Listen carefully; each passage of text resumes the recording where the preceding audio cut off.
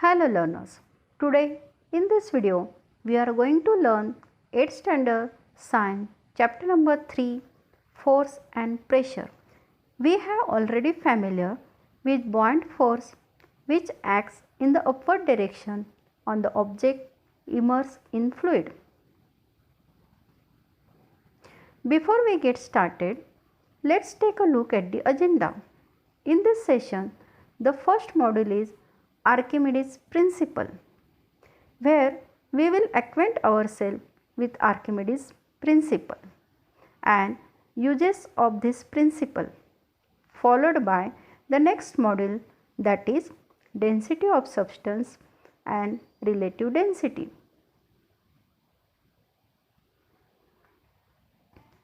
In this session, we will get familiar with vocabulary words like Archimedes Principle and relative density. Archimedes Principle. What is Archimedes Principle? Let us understand it by performing simple experiment. For that, we will need things like water, beaker, stone, pot and rubber band.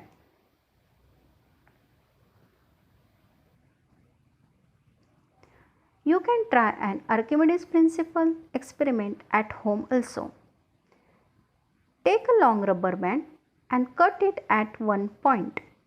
At one end of it, tie a clean washed stone as shown in figure.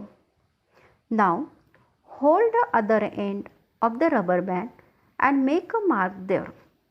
Keep the stone hanging in the air and measure the length of the rubber band from the stone to the mark made earlier.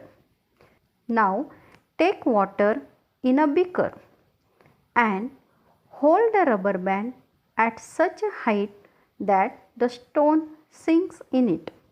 Again, measure the length of the rubber band up to the mark. What do you observe? The length is shorter than the earlier length and some water will be displaced into the pot. What could be the reason for a shorter length of the rubber band in water when the stone sunk in water? A buoyant force which acts in the upward direction and the weight of the stone acts in the downward direction. Therefore, the force which acts on it in the downward direction is effectively reduced. Collect this water and weigh it. You will find that the weight of the water will be exactly equal to the loss of weight of the object. That means volume of displaced water is equal to the volume of a stone. So, what is Archimedes Principle? Archimedes Principle states that when an object is partially or fully immersed in a fluid, a force of buoyancy acts on it in the upward direction. This force is equal to the weight of the fluid displaced by the object. In short, we can say that when object is partially or fully immersed in a liquid, the apparent loss of weight is equal to the weight of the liquid displaced by it. Now let's see the use of Archimedes Principle. The use of Archimedes Principle is very wide. This principle has been used in the construction of ships and submarines. The instrument such as lactometer used to determine the purity of a sample of milk and hydrometer used to determine the density of a liquid. Both the instruments are based on the Archimedes Principle. Now we will move toward the next module, that is density of substance and relative density. Density is the ratio of mass to the volume. The SI unit of density is kilogram per meter cube. The property density is very useful in deciding the purity of the substance.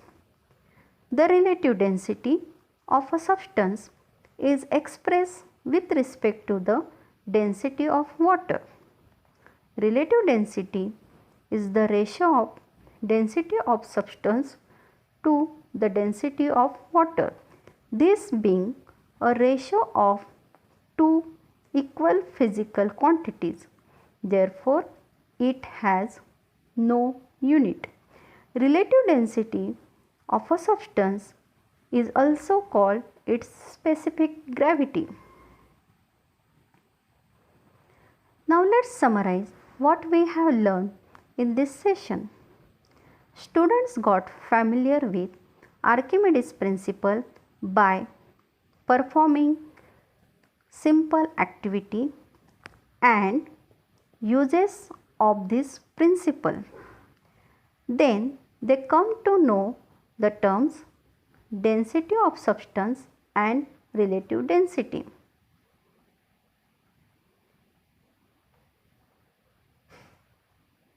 Thank you.